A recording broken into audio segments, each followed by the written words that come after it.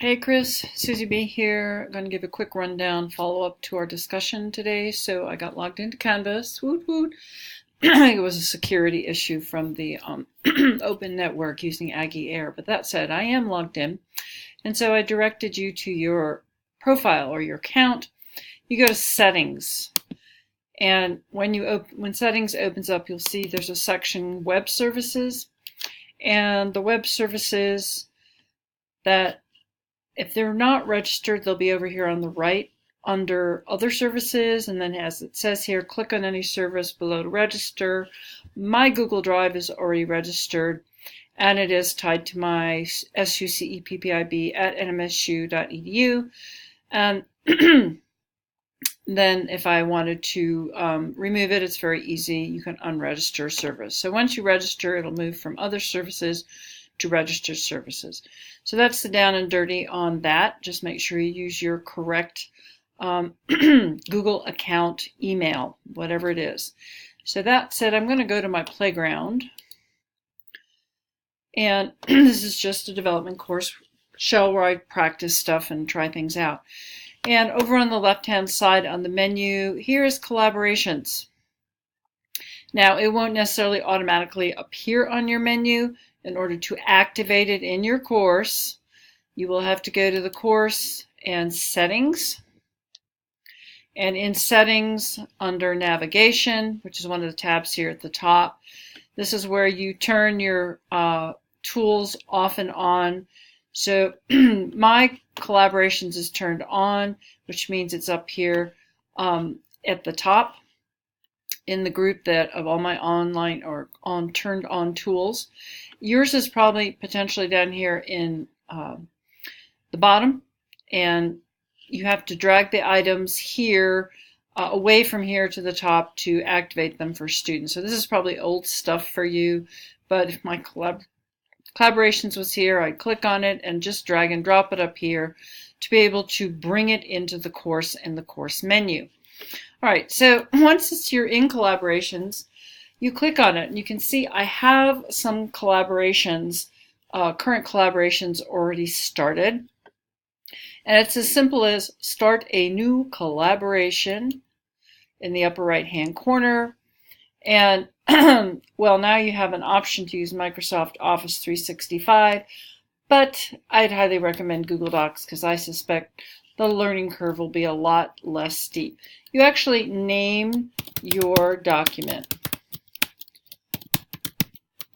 So I'm going to call this one the document name, and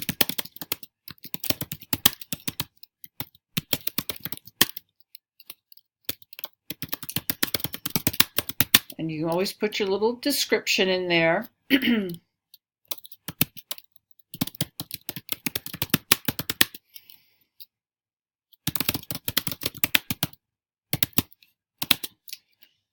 And so there it is. Now, when you're in your course, there will be tabs here for people and groups. We'll just stick with people. It should list everybody in your course in terms of the students. So let's call this collaboration. I don't know what you name. Oh, well, that would be redundant. Let's call it Team 1 Project. Whatever makes sense to you. I'm calling it because you mentioned that you have. All right, so here is the Team 1 project collaboration that I just created with the group members in it, and I click on Team Project 1 and I wait, and then it takes me to the Google Doc, and anybody who has been added in the collaboration will be able to get in here and do their work. And so you can see it's named Team Project 1, and this is where the students will add their research citations and findings, or whatever you're going to have them do.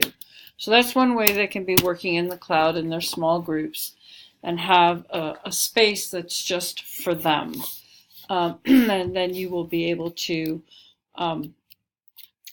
see the documents because you created them and added the students to the documents.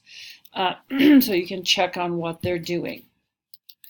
And no, you can't submit the assignments for their work in here, but you could say in the discussion board or through, you could create an assignment and they can point to that document, because that's what I do when students have an assignment in collaboration. It's an actual assignment they submit, but they point me to the document and just let me know, hey, it's ready for you to go grade for our group.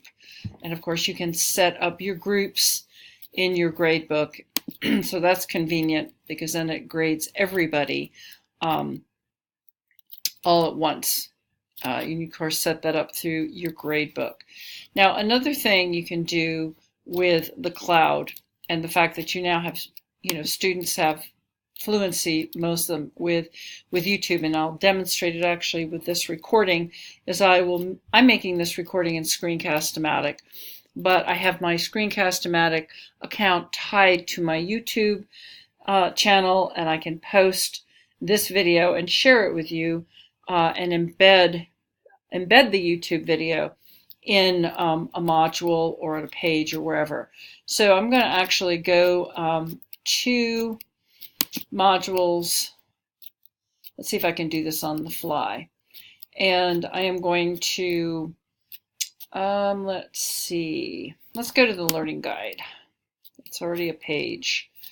And I can edit this page. And when I open up the page and I'm looking at the HTML editor, there is a option, since I have added YouTube to my my flying V tools, I can put a YouTube video in here, and let's just hit return. And so on the page, students can create pages, whatever is already uploaded to YouTube. So let's see if there's something for EDLT 561 that I've tagged in YouTube. Yeah, there are some tricks you have to know. It may take a little while because you're talking about video. Maybe I can put a course orientation. It'll help narrow it down.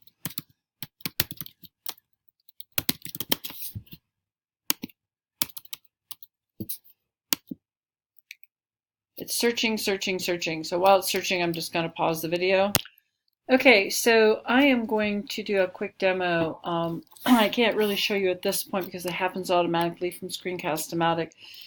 It uploads from Screencast-O-Matic directly to YouTube when those two accounts are connected, but you can use other tools. And so students could create their videos, put them in YouTube. They can create it with whatever they want, just as long as it's an MP4 file, which is for video format. And then, so now I have found the video in YouTube that I've uploaded. And if I want to share this video, I click share. I could give people a link, but I really want to embed the video in my course. I want my students to embed their videos in a page or a discussion, someplace where other people can see it. Discussion would allow for feedback and comments. But in any case, however you want students to share their presentations. But when I hit the embed, I get the embed video code, which is HTML, and I'm going to copy it. So now it's on my clipboard, and I can come back to the course, but I'm going to embed it in this page. You can let students do pages as well. And no, I can't embed it in this part of a rich text editor. I do have to go to the HTML editor and know a little bit of how code works.